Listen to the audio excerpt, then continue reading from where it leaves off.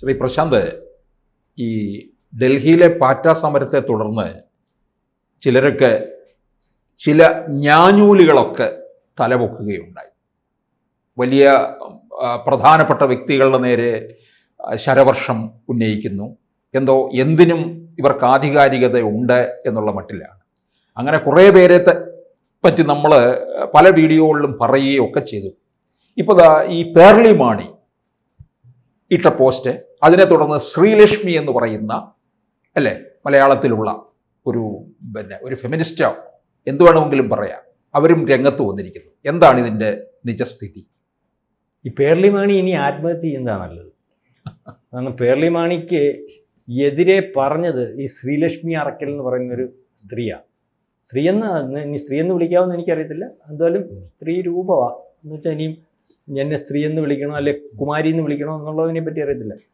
അതായത് നമ്മുടെ സംസ്കാരം അനുസരിച്ച് ഒരു സ്ത്രീ എങ്ങനെയായിരിക്കണം എന്ന് നമ്മളൊക്കെ ഒരു സാമാന്യ ബോധ്യമുണ്ടല്ലോ, അതിനെല്ലാം നേരെ വിപരീതമായിട്ട് പ്രവർത്തിക്കുന്ന അല്ലെങ്കിൽ പറയുന്ന ഒരാൾ. ഇവരുടെ ഇൻ്റർവ്യൂസിന് ഇപ്പോൾ ഇവർ പറഞ്ഞേക്കുന്നത്, നമ്മൾ ഈ പേർലി മാണി എന്ന് പറയുന്ന പെൺകുട്ടി ബിഗ് ബോസിലൊക്കെ ഉണ്ടായിരുന്നു. അവളെ ഒരു സെലിബ്രിറ്റി സ്റ്റാറ്റസ് ഉള്ള ആളാണ്, ഇൻഫ്ലുവൻസറാണ്, സാമാന്യം ബോധമുള്ള ഒരു സ്ത്രീയാണ്, മാന്യമായിട്ട് കുടുംബജീവിതം നയിക്കുന്ന ഒരു സ്ത്രീയാണ്, നല്ല വരുമാനമുള്ള ഒരു സ്ത്രീയാണ്. അതിപ്പോൾ അവരുടെ കാര്യം.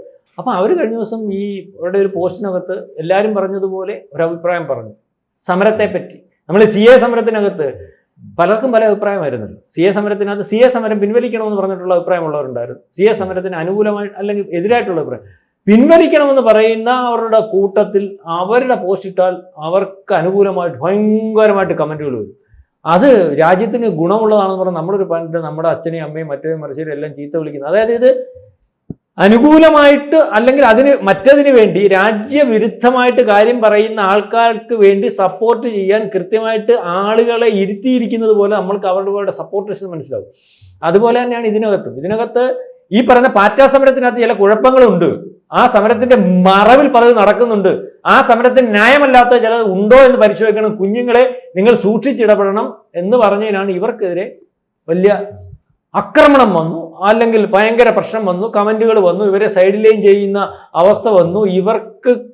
ഇവരെ സൈഡ് ലൈൻ ചെയ്യാനും രഞ്ജിനി കേസിനെ പൊക്കുന്നതിന് വേണ്ടി ഒരു രീതി വന്നു. ഏതായാലും ഇവർക്ക് ഫോളോവേഴ്സിനകത്തുനിന്ന് 2 ലക്ഷം പേര് പുറകിപ്പോയി. ഇതേപോലെ ആണ് BJPക്ക് അനുകൂലമായിട്ടും അല്ലെങ്കിൽ മത്സരിച്ചത് കൊണ്ടും സംസാരിച്ചത് കൊണ്ടും 70,000 ഫോളോവേഴ്സിന്റെ കുറവ് വന്നെന്ന് പറഞ്ഞാൽ അഖിൽ മാരാര് പറയുന്നു. അപ്പോൾ ഇതിനകത്ത് കഴിഞ്ഞ ദിവസം ഈ വിഷയമായിട്ട് ബന്ധപ്പെട്ട് അന്ന് ഇട്ട പോസ്റ്റിനകത്തു നിന്ന് വ്യത്യസ്തമായിട്ട് ഫോളോവേഴ്സ് കുറഞ്ഞതുകൊണ്ടായിരിക്കും അവരിനിയും അവരുടെ ലാഭവും നഷ്ടവും നോക്കിയാണോ എന്ന് എനിക്കറിയത്തില്ല. പേർലി മാണി ഏതായാലും അവർ ഇതിനകത്തൊരു തിരുത്തൽ വരുത്തി. ഞാനൊരു പാർട്ടിയുമല്ല, ഞാനൊരു സംവിധാനവുമല്ല, ഞാൻ ഇന്നലാണെന്ന് പറഞ്ഞു.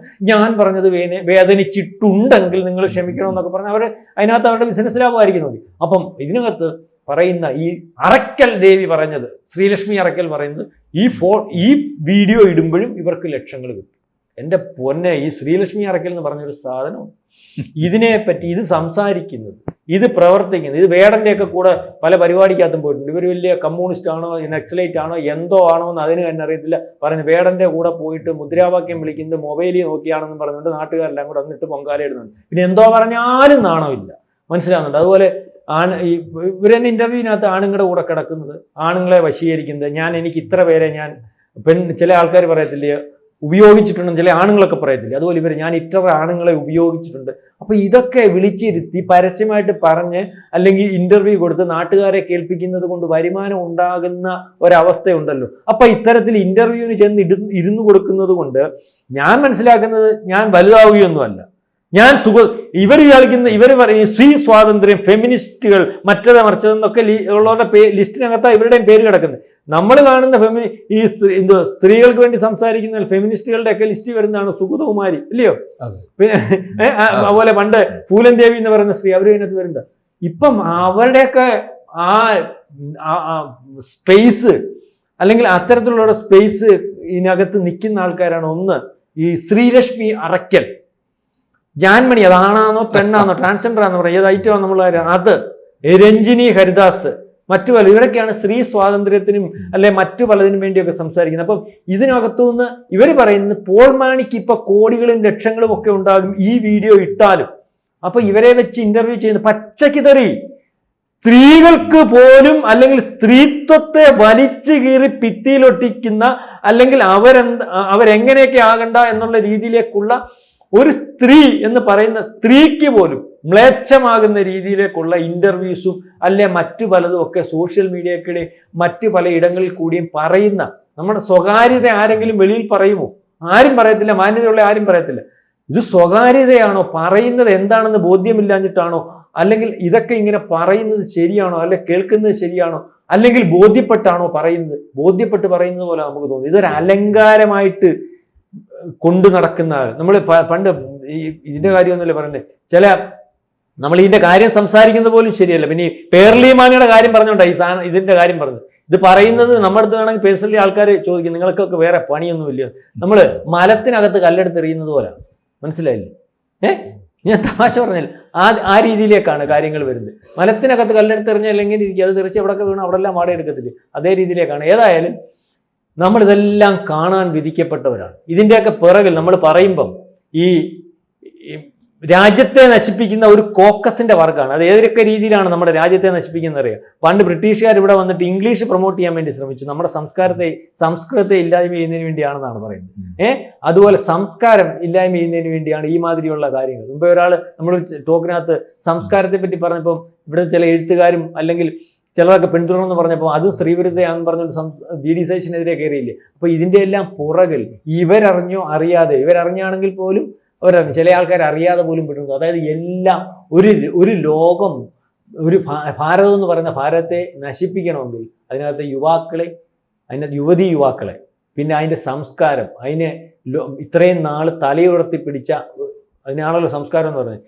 ലോകത്ത് ഏറ്റവും ആദ്യം GDP ഗ്രോത്ത് നോക്കുമ്പോൾ ഏറ്റവും വലിയ രാജ്യം നമ്മുടെയായിരുന്നു. ഏതാണ്ട് 70% GDP. ആ രാജ്യമാണ് ഇപ്പോഴും നാളെ കാലത്തെയും ഒരിക്കലും തോൽപ്പിക്കാൻ പറ്റാത്ത ഒരു സംസ്കാരവും അല്ലെ രീതികളും അത്തരത്തിൽ ഈ പ്രകൃതി അനുകരിച്ചിരിക്കുന്നവരോ. അപ്പോൾ ഇതുപോലുള്ള ഐറ്റങ്ങൾ ഇവരെ സ്വാധീനിക്കുന്ന എത്ര കുട്ടികളുണ്ടെന്നറിയാം, പെൺകുട്ടികളുണ്ടെന്ന് അറിയാത്തത്. ഇതാണ് ഹീറോയിസം എന്ന് കണ്ട് ഈ സ്ത്രീയുടെ വീഡിയോസും ഇവർ പറയുന്നതും ഇവർ നയിക്കുന്ന ജീവിതവുമാണ് ഹീറോയിസം. അതാണ് സ്ത്രീ സ്വാതന്ത്ര്യം. അങ്ങനെ ആവണം ഒരു സ്ത്രീ എന്നുള്ള രീതിയിൽ ഇവിടുത്തെ കുഞ്ഞുങ്ങൾ ഫോളോ അപ്പ് ചെയ്താൽ പെൺകുട്ടികളുടെ അവസ്ഥ എങ്ങനെയായിപ്പോവും, സമൂഹത്തിൽ എങ്ങനെയായിപ്പോവും? അപ്പം നമ്മുടെ സംസ്കാരം എവിടെ ചെന്നിരിക്കും? അപ്പം ചോദിക്കുക എന്താണ് സംസ്കാരം? ഇവർ പറയുന്നതാണോ സംസ്കാരം എന്ന് വ്യാഖ്യാനിക്കാൻ 100 പേരുണ്ടാകും. അപ്പം ഇതിനകത്ത് മാന്യമായിട്ട് ജീവിക്കുന്ന ഒരു പേൾമാണി വീഡിയോസ് ഇട്ട് കാശുണ്ടാക്കുന്ന ഇനി കുറ്റം പറയുന്ന ഇവരുടെ വീഡിയോസ് പരിശോധിക്കുമ്പോൾ ഉണ്ടാകുന്ന ഒരിടം. അപ്പം നമ്മൾ മനസ്സിലാക്കേണ്ടത് ഇവരാണ് പേർമാണിക്ക് ക്ലാസ് എടുക്കുന്നത്. അവരെവിടെ നിൽക്കുന്നു? അവർ ഇൻഫ്ലുവൻസറാണ്. അവർ മാന്യമായിട്ടും അല്ലെങ്കിൽ ഒരു പെൺകുട്ടി എങ്ങനെയാവണം, വിജയിക്കുന്നത് എങ്ങനെയാവണം, അവരുടെ കരിയറിനകത്ത് നമ്മൾ എത്ര ഇത് വെച്ച് നോക്കിയാലും അവർ ഒരു സെലിബ്രിറ്റി സ്റ്റാറ്റസ് ഉള്ളവർ, തെറ്റായിട്ടൊന്നും പറയാനില്ല. അപ്പം അതല്ല, അവരല്ല ശരി, ഞാനാണ് ശരി എന്ന് വരുത്തി തീർക്കുന്നതിന് വേണ്ടിയുള്ള ഒരു ശ്രമമാണല്ലോ ഇവരും നടത്തുന്നത്. അതാണ് നമ്മളുടെ അപകടം. ആ അപകടം തിരിച്ചറിഞ്ഞ് മുന്നോട്ട് പോയില്ലെങ്കിൽ ഈ ഭാരതവും കേരളവും, ഭാരതത്തിനകത്ത കേരളമൊക്കെ കുട്ടിച്ചോറാകും എന്നുള്ള കാര്യം സംശയമില്ല. കൂടുതൽ വാർത്തകളും വിശേഷങ്ങളും നിങ്ങളിലേക്ക് എത്താൻ ABC മലയാളം സബ്സ്ക്രൈബ് ചെയ്യുക, ബെൽ ബട്ടണും അമർത്തുക.